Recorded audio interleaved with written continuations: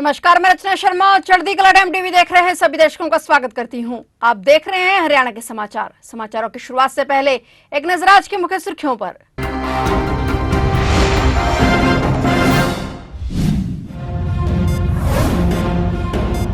CM Nayab Singh Saini ने चंडीगढ़ में की प्रेस वार्ता। मुख्यमंत्री ने गीता महोत्सव की दी जानकारी। कहा 15 नवंबर से कुरुक्षेत्र में अंतर्राष्ट्रीय गीता जयंती महोत्सव, 51 देशों में भी होंगे कार्यक्रम।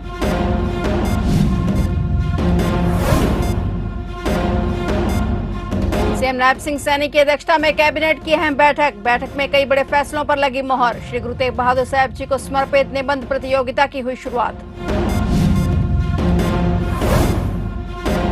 सिख जत्था पाकिस्तान के लिए रवाना। 92 श्रद्धालुओं को मिली अनुमति। 13 नवंबर को लौटेंगे स्वदेश। HSGPC अध्यक्ष जगदीश सिंह झिंडा ने किया रवाना।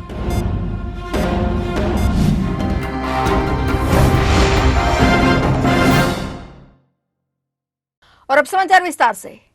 अंतर्राष्ट्रीय गीता जयंती महोत्सव इस बार कुरुक्षेत्र में 21 दिन तक मनाया जाएगा। इसमें सांस्कृतिक, ज्ञान और आध्यात्मिक का अनूठा संगम देखने को मिलेगा। मुख्यमंत्री नायब सिंह सैनी ने चंडीगढ़ में प्रेस कॉन्फ्रेंस के दौरान जानकारी दी कि 10वें महोत्सव की तैयारियां जोरों पर चल रही हैं। 15 नवंबर से 6 दिसंबर तक चलने वाले इस महोत्सव में मध्य प्रदेश सहयोगी राज्य होगा। हर दिन कुरुक्षेत्र के ब्रह्म सरोवर पर भव्य गीता महाआरती की जाएगी। 16 देशों के 25 विद्वान शिरकत करेंगे, जो कि यहाँ से पवित्र ग्रंथ गीता के उपदेश अपने अपने देशों तक पहुंचाएंगे। फिजी और त्रिनाद और टोबैगो से पंडित पहुंचेंगे और महोत्सव के दौरान आयोजित होने वाले विभिन्न कार्यक्रमों में भाग लेंगे। 51 देशों में भी गीता जयंती महोत्सव के कार्यक्रम आयोजित किए जाएंगे। इन देशों में प्रदर्शनी, गीता पाठ सहित अन्य कार्यक्रम होंगे। कुरुक्षेत्र में होने वाले मुख्य कार्यक्रमों का लाइव प्रसारण में विदेशों में देखा जा सकेगा। मुख्यमंत्री नायब सिंह सैनी ने बताया कि अलग अलग भाषाओं में श्रीमद् भागवत गीता की प्रदर्शनी लगाई जाएगी।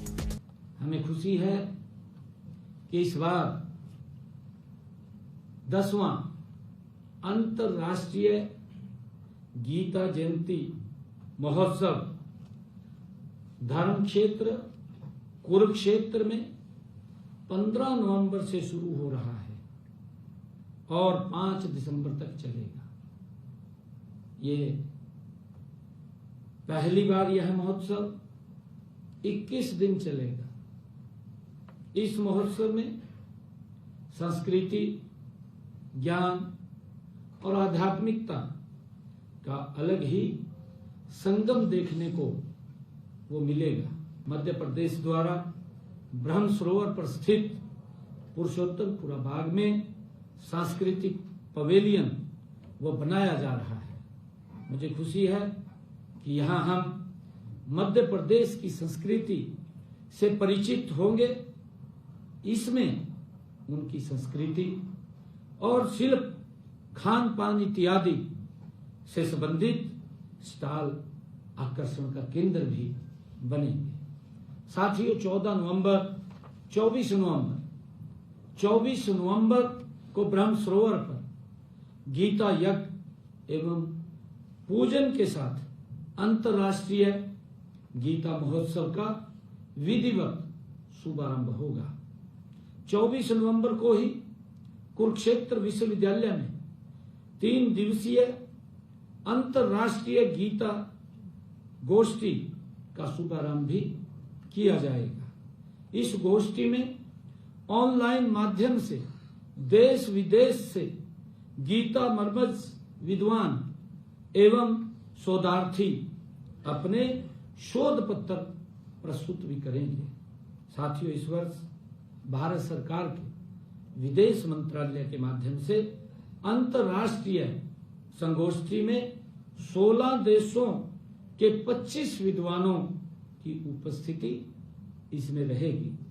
विदेश मंत्रालय के माध्यम से 51 देशों में गीता महोत्सव के कार्यक्रम भी आयोजित होंगे, जिनका लाइव प्रसारण भी होगा। साथियों, विदेश मंत्रालय द्वारा दूसरे देशों में विभिन्न भाषाओं की अनुवाद की गई श्रीमद् भगवत गीता की प्रदर्शनी भी लगाई जाएगी।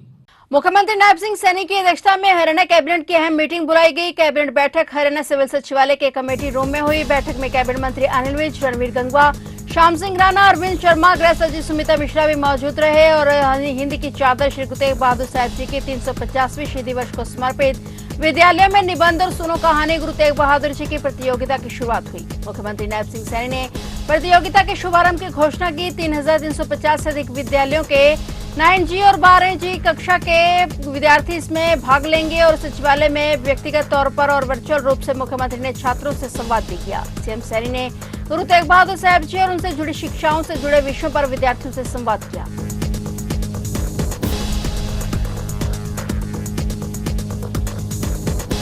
भारत से सिख संगत का जत्था पाकिस्तान के लिए रवाना हो गया है। 92 श्रद्धालुओं को यात्रा की अनुमति मिली और जत्था 13 नवंबर को लौटेगा। हरियाणा सिख गुरुद्वारा प्रबंधक कमेटी के अध्यक्ष जगदीश सिंह झिंडा ने आज सिख श्रद्धालुओं के जत्थे को पाकिस्तान तीर्थ यात्रा के लिए रवाना किया। जत्थे को रवाना करते हुए उन्होंने श्रद्धालुओं को वीजा लगे पासपोर्ट प्रदान किए। झिंडा ने बताया कि कमेटी ने 200 श्रद्धालुओं की यात्रा की अनुमति देने का अनुरोध किया था, लेकिन सरकारी औपचारिकताओं और सुरक्षा जांच के बाद 92 श्रद्धालुओं को अनुमति दी गई है। उन्होंने भारत सरकार और हरियाणा सरकार का आभार व्यक्त किया। जत्था 13 नवंबर को भारत लौटेगा और इस दौरान श्रद्धालु पाकिस्तान से ऐतिहासिक सिख गुरुद्वारों में माथा टेकेंगे और दर्शन करेंगे। अध्यक्ष झिंडा ने कहा कि ऑपरेशन सिंदूर के बाद इन यात्राओं पर प्रतिबंध लगाने के प्रयास हो रहे थे, लेकिन हरियाणा सिख गुरुद्वारा प्रबंधक कमेटी के निरंतर प्रयास और पाकिस्तान में स्थित गुरुघरों के ऐतिहासिक और धार्मिक महत्ता को देखते हुए सरकार ने यात्रा की अनुमति प्रदान की है।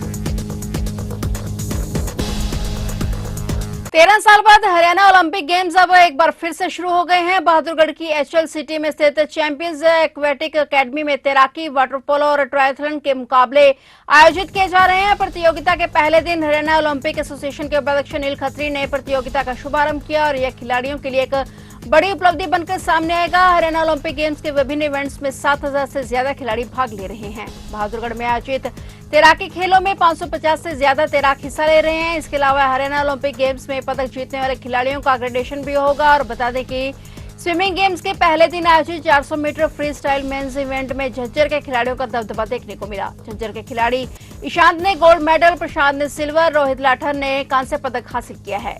इस मौके पर भारत की पहली महिला ओलंपियन खिलाड़ी शिवानी कटारिया भी युवा खिलाड़ियों का हौसला बढ़ाने के लिए पहुंची थी। उन्होंने हरियाणा ओलंपिक खेल दोबारा आयोजित होने पर सरकार और खिलाड़ियों को शुभकामनाएं दी हैं।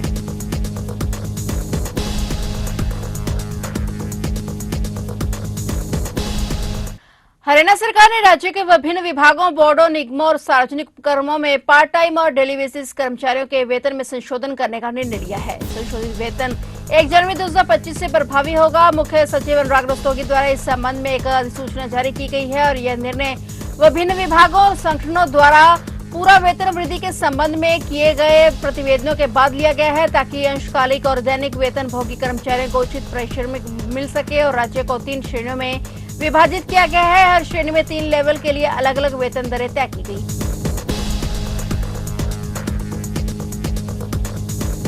हरियाणा पुलिस ने बीते दिनों गैंगस्टरों के खिलाफ बड़ी कार्रवाई की है। 22 कुख्यात अपराधियों को गिरफ्तार किया गया है। रोहित गोदारा, दीपक चांद नांदल और लॉरेंस बिश्नोई, काला राणा, कुलबीर सिंधु, काला चिठेड़ी जैसे बड़े गैंगों पर शिकंजा कसा है। गिरफ्तारी में कई हार्डकोर अपराधियों और शार्प शूटर भी शामिल हैं। अवैध हथियार, कारतूस और मनी ट्रेल के सुराग मिले हैं और एक आरोपी को USA से डिपोर्ट करवाकर पकड़ा गया है। हरियाणा पुलिस की ये कामयाबी गैंगवार को तोड़ने में मील का पत्थर साबित होगी। हरियाणा पुलिस द्वारा की गई यह कार्रवाई न केवल अपराधियों के खिलाफ बड़ी कार्रवाई का संकेत है, बल्कि यह दर्शाता है कि पुलिस विभाग अपराध नियंत्रण के लिए किस प्रकार की रणनीतियां अपना रहा है। पुलिस ने राज्य में बढ़ते अपराध को रोकने के लिए इन गैंगस्टरों पर नजर रखी हुई।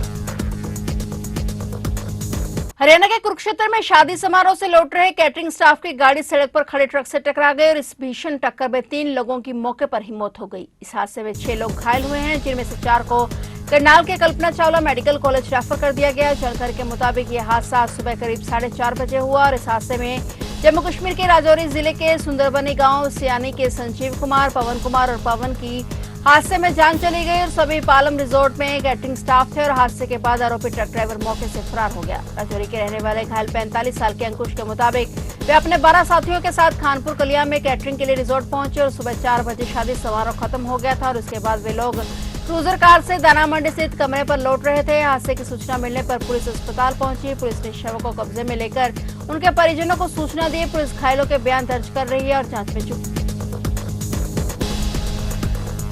गुरुग्राम सहित हरियाणा के कई हिस्सों में वायु गुणवत्ता बेहद खराब श्रेणी में दर्ज की गई है। रविवार शाम 4 बजे जारी वायु गुणवत्ता सूचकांक रिपोर्ट अनुसार गुरुग्राम में AQI 357, करनाल में 348, कुरुक्षेत्र में 344, कैथल में 341 और यमुनानगर में 320, बहादुरगढ़ में 313 और जींद में 314 दर्ज किया गया। हालांकि रेवाड़ी जिले के धारूहेड़ा में AQI 434 रहा, जो कि गंभीर श्रेणी में आता है। हरियाणा के चरखी दादरी AQI 288, पानीपत में भी 288 और सोनीपत 284 में भी वायु गुणवत्ता खराब श्रेणी में रही। पंजाब और हरियाणा का साझा राजधानी चंडीगढ़ में AQI 233 दर्ज किया गया।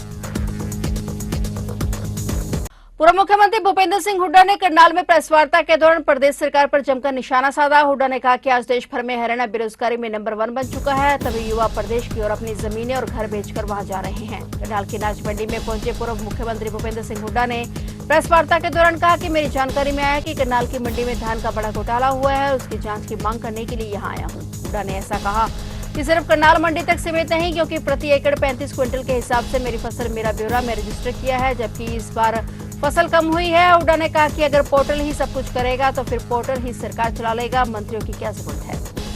मंडी में इस वास्ते आया, पहले भी आया था मैं, और मंडियों में भी गया था, तो उस समय किसान को MSP नहीं मिल रही थी, तो मैंने सरकार को आगाह किया था और कहा था भाई करेक्टिव स्टेप्स उठाओ, किसान को MSP नहीं मिल रही। लेकिन इतने दिन में कुछ नहीं किया। अब भी ये शिकायत आई कि MSP नहीं मिल रही है, कहीं 500 का है, कहीं 600 का है, 700 रुपए तक का प्रति क्विंटल लग रहा है। ये समझ में नहीं आया क्यों ऐसा क्यों हो रहा है। तो उसमें तो रसीद में तो दिखा देता पूरा, लेकिन किसान को असलियत में मिलता नहीं। ये इस वास्ते में आया हूँ क्योंकि यहाँ करनाल में भी मैंने अखबार में पढ़ा बड़ा भारी घोटाला हुआ है, उसकी जांच मांग के लिए आया हूँ। और ये केवल करनाल तक सीमित नहीं है घोटाला, क्योंकि प्रति एकड़ 35 क्विंटल के हिसाब से ने मेरी फसल मेरा ब्यौरा रजिस्टर किया, जबकि 25% फसल कम हुई है आपके। फिर कैसे पूरा हो गया? इसका मतलब बगैर धान के किसी को दिए हो गया। अभी मैं देख रहा था कल शायद यही ग्रीवेंसेस कमेटी की मीटिंग हुई करनाल में, 2 जगह तो ऐसी है जो मेरा फसल मेरा ब्यौरा गुरुद्वारा पे चढ़ा रखी है, शमशान घाट पे चढ़ा रखी है। तो ये क्या हो रहा है? ये जो है हर काम पोर्टल बना दिया, कोई बात तो पोर्टल बना दिया। इसका मतलब पोर्टल ही करेगा काम, तो फिर क्या मुख्यमंत्री की जरूरत है, क्या मंत्री की जरूरत है, क्या अफसरों की जरूरत है? पोर्टल ही चला लेगा सरकार। कैथल जिले के इंडियन नेशनल लोकदल कार्यकर्ताओं ने पिहोवा चौक पहुंचकर प्रदर्शन किया। इस दौरान जिले भर से पहुंचे न्यायालयों के कार्यकर्ताओं ने सरकार के खिलाफ नारेबाजी की और सभी कार्यकर्ता लघु सचिवालय पहुंच DC को ज्ञापन सौंपने पहुंचे। इस प्रदर्शन का नेतृत्व जिलाध्यक्ष अनिल तंवर ने किया और उन्होंने कहा कि न्यायालयों द्वारा यह प्रदर्शन किसानों को मुआवजा न देने के विरोध में किया गया है। DC साहब को ज्ञापन दिया जाएगा पूरे हरियाणा प्रदेश में।